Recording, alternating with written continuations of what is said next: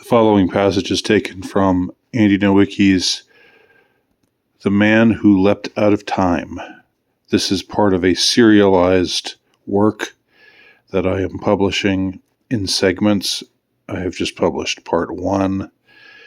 You can see the full excerpt at my Substack page, andynowicki.substack.com, and to purchase the entire first part of the story for a mere $1, please visit the link below, which will take you to Amazon. It's available on Amazon Kindle in electronic form.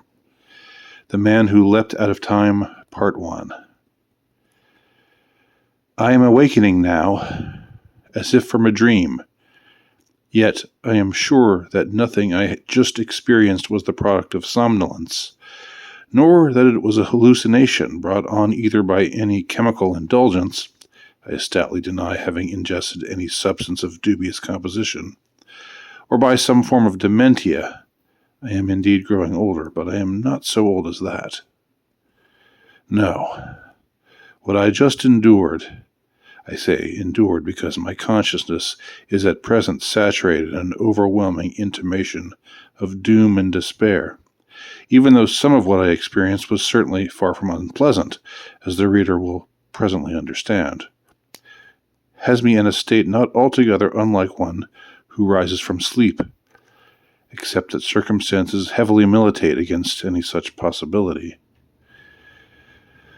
Let me explain just what happened before I, quote, slept, and apprehended such events which could not simply have been a dream, in order that you, my reader, my compatriot, my confidant, may have the story in its fullness, so that you may in turn judge for yourself where, if anywhere, the factuality of my account ceases and the fantastical events begin.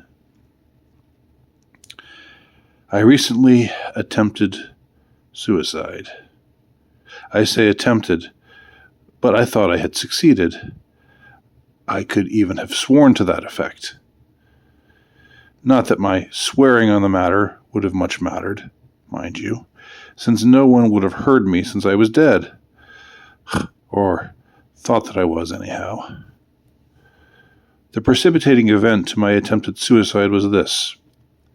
At my job, I had my boss reprimand me over something foolish. I had my phone out momentarily, checking something during a lull. I didn't see him pass by my desk at that very second.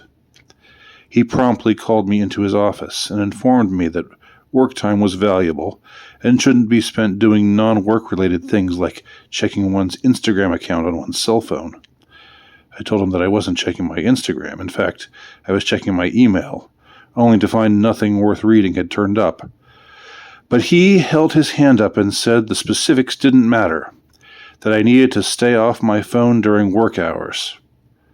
I assured him that I would stay off my phone from henceforth, and exited his office.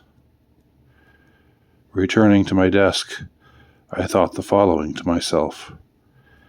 You are 53 years of age.